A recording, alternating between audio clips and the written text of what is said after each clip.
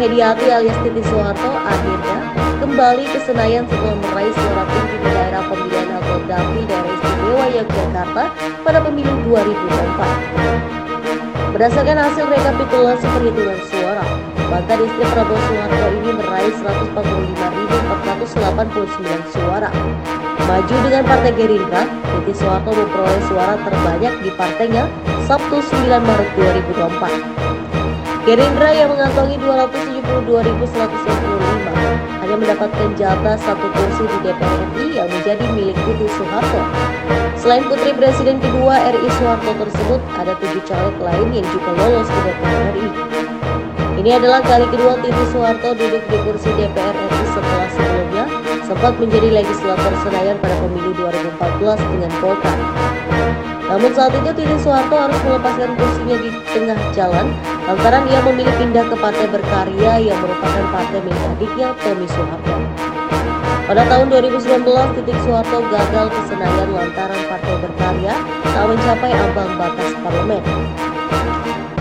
Barulah Titi Soeharto memutuskan mendekati mantan suaminya Prabowo Subianto untuk bergabung ke Gerindra.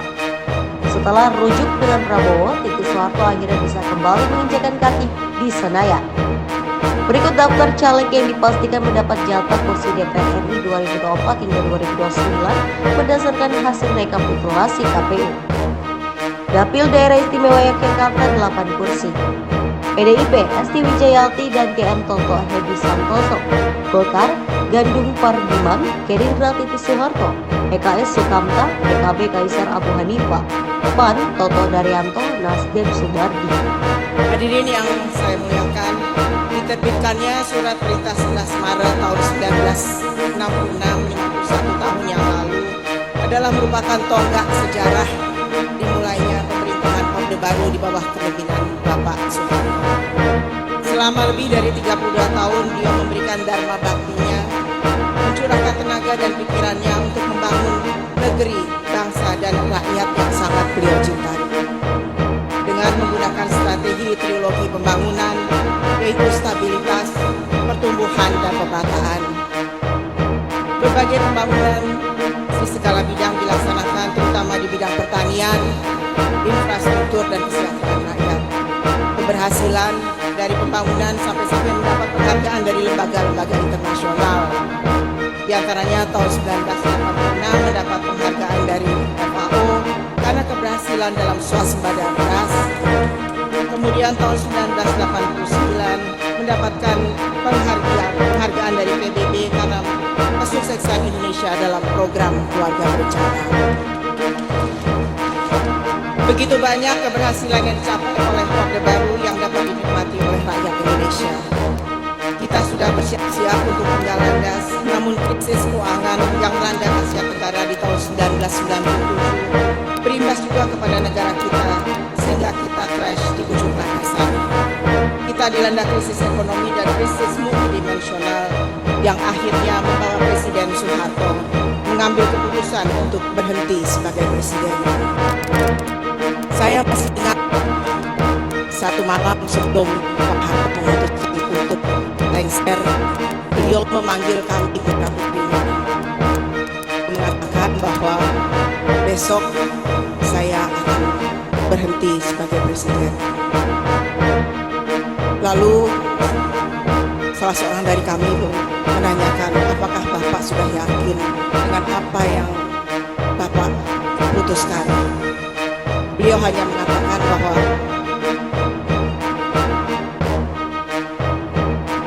sejarah akan membuktikan apa yang Bapak dan Ibumu telah buat untuk bangsa ini. 20 tahun reformasi berjalan tidak membuat negara ini menjadi lebih baik. Bahkan kesenjangan antara si miskin dan si kaya makin jauh. Saya sangat setuju dengan apa yang dikatakan oleh Bapak Presiden Jokowi beberapa waktu yang lalu, bahwa demokrasi kita sudah kebablasan. Tidak ada lagi demokrasi terpimpin yang selalu didengung-dengungkan oleh Bung Karno. Tidak ada lagi demokrasi Pancasila yang didengung-dengungkan oleh Pak Harto. Yang ada hanyalah demokrasi liberal, di mana setiap orang bisa berkata dan berbuat seenaknya tanpa mengindahkan norma-norma ketimuran yang kita miliki. Perubahan keadaan suasana yang tidak nyaman dan menimbulkan ketidaknyamanan di berbagai tempat ini. Kita sering mendengar orang mengatakan enak zaman Pak Harto.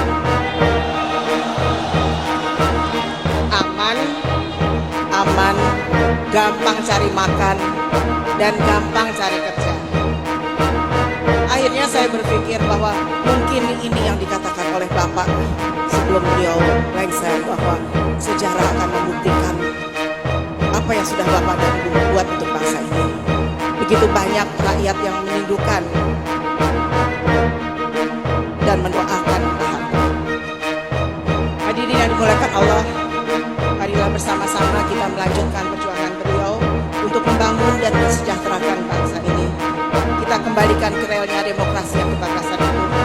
Seraya berdoa dan mohon kepada Allah Subhanahu wa taala agar kita diberi kekuatan lahir batin dalam menghadapi segala cobaannya, dijauhkan dari malapetaka dan bencana, dan segera diangkat dari kemiskinan dan kebodohan.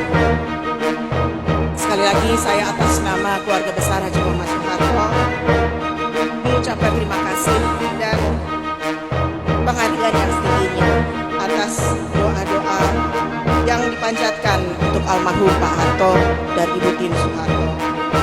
Semoga langkah Bapak-Bapak Ibu sekalian sampai ke tempat ini dan doa-doa yang dipanjatkan menjadi amal ibadah yang mendapat ganjaran pahala yang berlipat ganda dari Allah Subhanahu wa taala.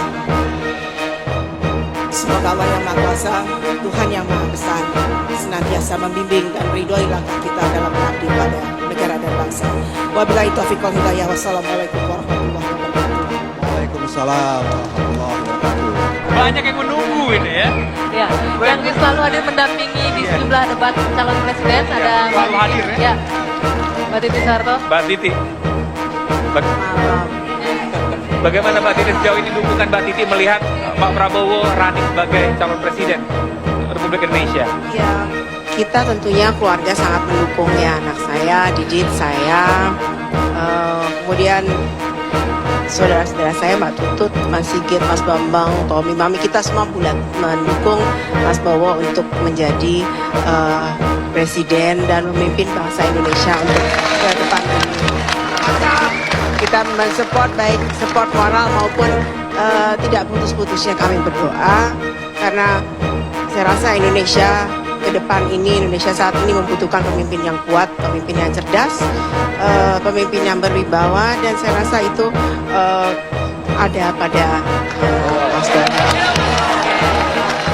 Mbak Titi, kita tahu kan setiap kali debat Mbak Titi selalu hadir terdepan menyaksikan debat. Itu Mbak Titi datang sini atau ditelepon? Datang dong.